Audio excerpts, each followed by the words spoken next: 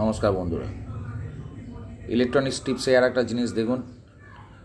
ব্ল্যাকেট display, এইটা 64 কেবির একটা calculator, ঠিক আছে, যার ডিসপ্লেটা আমি দেখালাম। এবার ব্যাকগ্রাউন্ডটা দেখুন। এই যে এই কভারটা আছে, এখানে অ্যারো দেওয়া আছে। এই অ্যারোতে হালকা করে চাপ দিলে পেছনের পোর্শনটা বেরিয়ে যাবে। দুটো ব্যাটারি দেখতে পাচ্ছেন। এই দুটো ব্যাটারি পার করুন। এই জায়গাটা হালকা এখানে প্রেসার দেবেন, দেখবেন প্রেসার দিতে ব্যাটারি আপনার হাতে চলে আসবে।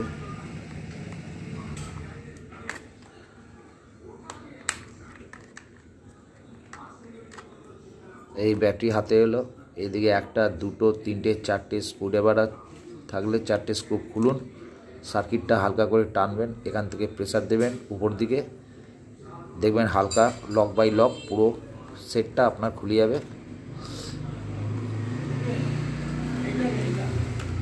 এই দেখুন, এই কভার থেকে সেটটা পুরো আউটে আসবে এখান থেকে, ঠিক আছে, পার্ট বাই পার্ট আউট বেরিয়ে যাবে। এইটা খাপের সাথে, এই খাপের সাথে এই ফ্রন্টের কভারটা থাকবে। এর ভেতরে বেল্টগুলো আপনি হাতে পাবেন, সেগুলোকে ভালো করে সার্ভিস করুন। সার্ভিস করে ফের যেমনভাবে লাগানো আছে ওইরকমভাবে আপনি লাগান।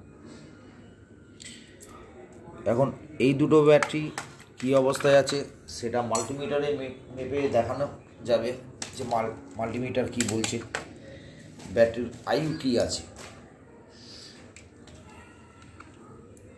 মাইনাস প্লাস দুটো দেখে নেব। দেখুন ব্যাটারি কোনো কথা বলছে না।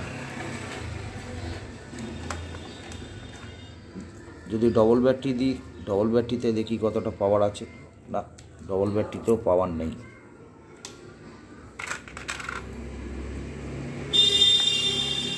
ব্যাটারি পুরো শেষ। তো একটা নতুন ব্যাটারি লাগানো যেতেই পারে। দুটো ব্যাটারি মার্কেটে 5-10 টাকায় পাওয়া যায় চাঁদনি মার্কেটে। তো দুটো ব্যাটারি লাগালে বোঝা যাবে যে এই ব্যাটারি হয়তো ফল্ট আছে, ব্যাটারির জন্য চলছে না।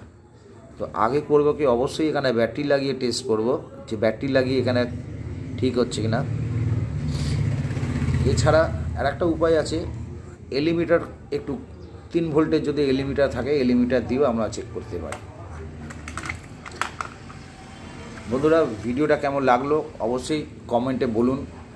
আর যদি কিছু আপনাদের এমনি সমস্যা থেকে থাকে আমাকে বলুন, নিশ্চয়ই কমেন্টে আমি আপনাদের লিখে দেবো যে কেমনভাবে আপনারা সমস্যার সমাধানটা করতে পারবেন। এরকম জিনিসের আমাকে পাঠান।